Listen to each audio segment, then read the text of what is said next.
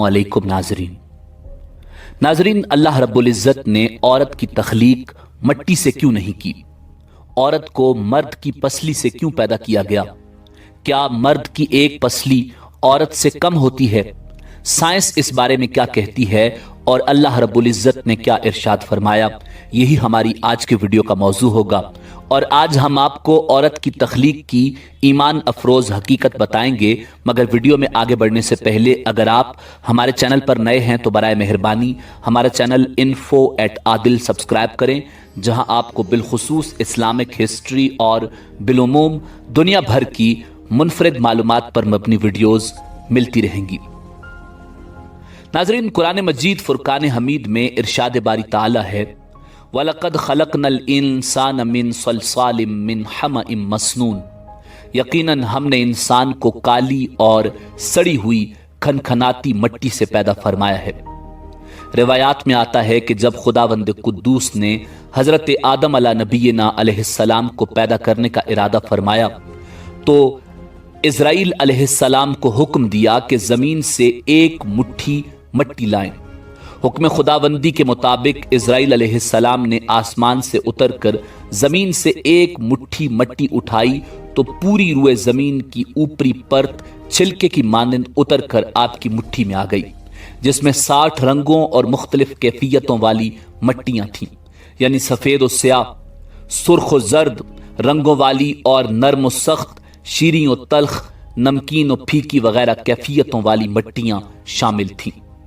कुछ अरसे बाद अल्लाह रब्बुल इज़्ज़त ने हजरत आदम अलैहिस्सलाम की बाएं पसली से एक औरत पैदा की जिसका नाम हव्वा सलामुल्लाह अलैहा रखा।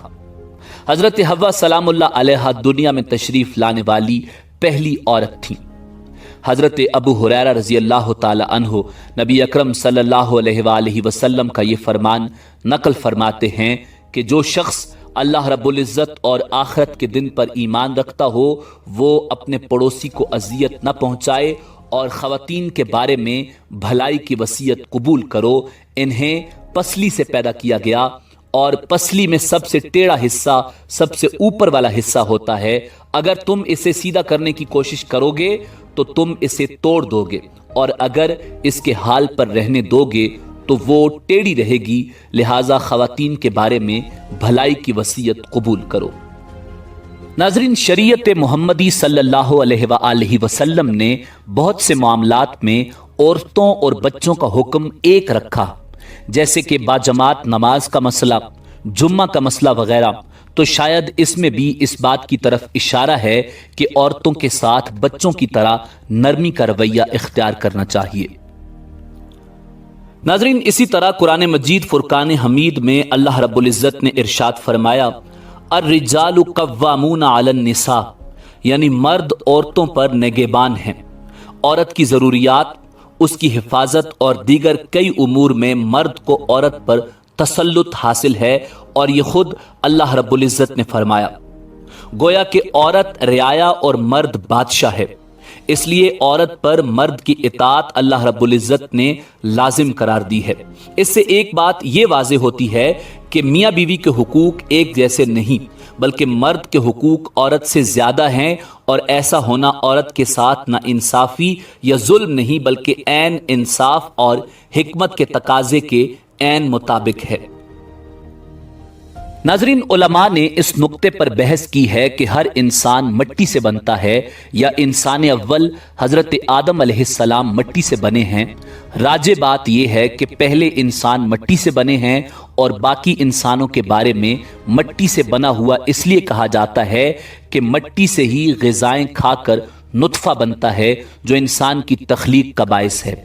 इस हवाले से सूरह ताहा की आयत मिन्हा खलकनाकुम व फीहा नुईदुकुम व मिन्हा नुखरिजुकुम तारतन उखरा के तहत बाज़ मुफस्सिरीन ने ये मौक़िफ़ इख्तियार किया है कि इंसान को अल्लाह रब्बुल इज़्ज़त ने मट्टी से पैदा किया। नाज़रीन, इसी तरह बाज़ के मुताबिक मर्द की पसली से औरत को बना के अल्लाह रब्बुल इज़्ज़त ने मर्द को अपनी उस हिकमत का इशारा दिया कि मैंने औरत की तख्लीक फरिश्तों से लाई, मट्टी से नहीं की बल्कि इंसान की पसली से की। मैंने इसे तुम्हारे जिस्म के हिस्से से इसलिए निकाला कि औरत का तकद्दुस और पर्दा कायम रहे। فرشتوں کو بھی خبر نہ ہونے پائے کہ زمین کی لائی ہوئی کس مٹی سے عورت کی تخلیق ہوئی۔ یعنی عورت کے تقدس کی حد تو دیکھیں کہ فرشتوں سے بھی اس کی بناوٹ کا پردہ لازمی قرار دیا گیا۔ اور پہلی عورت حضرت حوا سلام اللہ علیہا اسی مرد یعنی حضرت آدم علیہ السلام کی پسلی سے نکلی جس کی وہ منکوحہ کہلائی، یعنی جن کے نکاح میں آئیں۔ اب بات آتی ہے پسلی کی کہ عورت پسلی سے ہی کیوں نکلی؟ کیا ٹیڑھا پن وہاں سے ملا؟ نہیں، یہاں بھی حکمت سے خالی بات نہیں۔ انسانی جسم میں دل اور بہت سے نازک پارٹس پسلی کے پیچھے چھپے ہوئے ہیں، یعنی پسلی سے پیدا کرنا بھی اللہ رب العزت کے ہاں ایک حکمت تھی۔ یعنی عورت ایک ڈھال ہے ان نازک پارٹس کے لیے، تو اللہ پاک نے عورت کو پسلی سے نکال کر یہ نہیں بتایا کہ عورت میں ٹیڑھا پن ہے، بلکہ اس نے عورت کو پسلی سے تخلیق کر کے یہ بات سمجھا دی کہ عورت وقت پڑنے پر ڈھال بھی بن سکتی ہے۔ عورت ماں، بہن، بیٹی اور بیوی بھی ہے۔ کسی کی عزت کو مت اچھالیں، جتنا ہو سکے ہر بات میں مثبت پہلو تلاش کریں۔ ناظرین، بعض لوگ یہ کہتے ہیں کہ ہر عورت اس مرد کی پسلی سے پیدا کی جاتی ہے جس سے اس کا نکاح ہوتا ہے۔ احادیث اور مفسرین کے مطابق ایسی کوئی بات نہیں اور اس بات میں حقیقت نہیں۔ یہاں ایک اور بات بھی سامنے آتی ہے کہ مرد کی پسلیوں کی تعداد کم ہوتی ہے اس وجہ سے کہ مرد کی پسلی سے عورت پیدا کی گئی، یہ بات بھی غلط ہے۔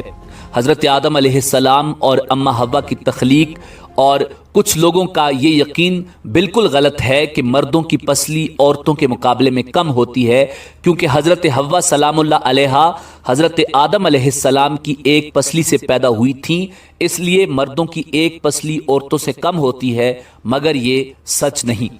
میڈیکل سائنس کے مطابق لوگوں کی اکثریت کے پاس پسلیوں کے 12 سیٹ یعنی 24 پسلیاں ہیں، چاہے ان کی جنس مرد ہو یا عورت، لہٰذا مرد اور عورت کی پسلیوں کی تعداد برابر ہوتی ہے۔ مگر بعض حالات کے ساتھ یا اگر کوئی شخص میڈیکلی انفٹ ہے تو اس کی پسلیوں کی تعداد کم یا زیادہ ہو سکتی ہے۔